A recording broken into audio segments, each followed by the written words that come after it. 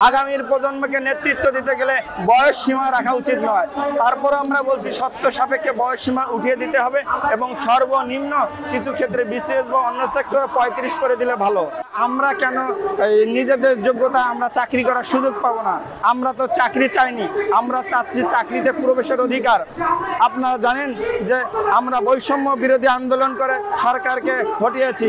আমরা বৈষম্যের বিরুদ্ধে। আমাদের দেশে দেখবেন কত বৈষম্য।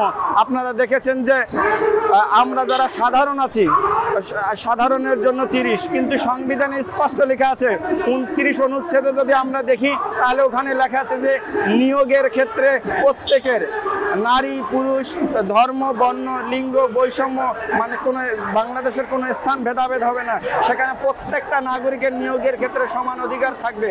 যদি প্রত্যেকটা নিয়োগের সমান অধিকার হয়, আমাদের জন্য 30 এবং মুক্তিযোদ্ধার জন্য তাদের জন্য 32, জুডিশিয়ারির জন্য 32, ডাক্তারদের জন্য 32, উপজাতিদের জন্য 32, কিন্তু আপনারা দেখবেন নার্সদের জন্য 35, বিভাগীয় প্রার্থী তাদের জন্য 35। এবং আপনারা জানেন যে পার্বত্য 3 জেলা খাগড়াছড়ি রাঙ্গামাটি বান্দরবান যেখানে চাকরিতে প্রবেশের বয়সসীমা 40 আছে আমাদের দেশে। এবং এও আছে যে আমাদের দেশে আপনারা জানেন যে চাকরিতে বা বিভিন্ন পেশায় আমরা যদি একটি বার কাউন্সিল, আমাদের আজকে সব থেকে বড় এক্সাম্পল হতে পারে বাংলাদেশ বার কাউন্সিল। আজকে এই বাংলাদেশ বার কাউন্সিলে আমি যদি এলএলবি পাশ করি আমি পরীক্ষা দিতে পারবো, আমার বাবা যদি এলএলবি পাশ করে পরীক্ষা দিতে পারবে, ইভেন আমার দাদাও যদি এলএলবি পাশ করে তাহলে আমার দাদাও এলএলবি পরীক্ষা দিতে পারবে। মানে 3 প্রজন্ম সবাই আমরা এলএলবি পরীক্ষা দিয়ে আমরা অ্যাডভোকেট হতে পারি। আমার দাদার যোগ্যতা থাকলে আমার দাদা অ্যাডভোকেট হতে পারে, বাবার যোগ্যতা থাকলে বাবা হবে, আমার যোগ্যতা না থাকলে আমি হব না। তাহলে এখানে বার কাউন্সিলে ওখানে বয়সের কোনো লিমিটেশন নেই।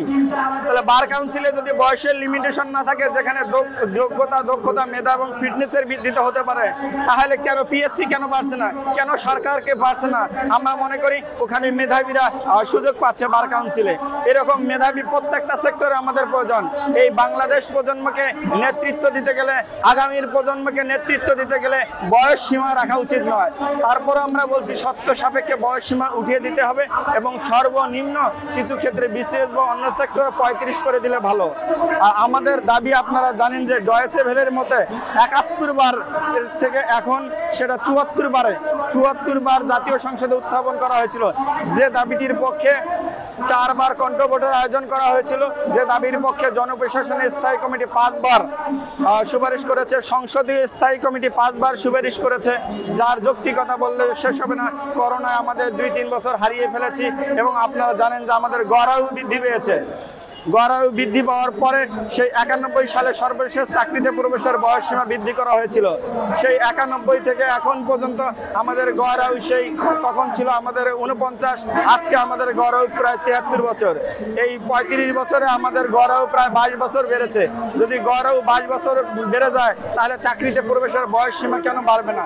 আপনারা জানেন যে 2011 সালে অবসরের বয়সসীমা 57 থেকে 59 করা হয়েছিল। তাদের যৌক্তিকতা কি ছিল? তাদের নাকি বয়স মানে বেড়ে গিয়েছে, আমলাদের তাদেরকে 59 করা হলো। আর আমরা ছাত্ররা আমাদের বয়স কি কমে নাকি? আমাদের দিন দিন কি বয়স কমে? তাহলে আমাদের কেন বৃদ্ধি করা হলো না?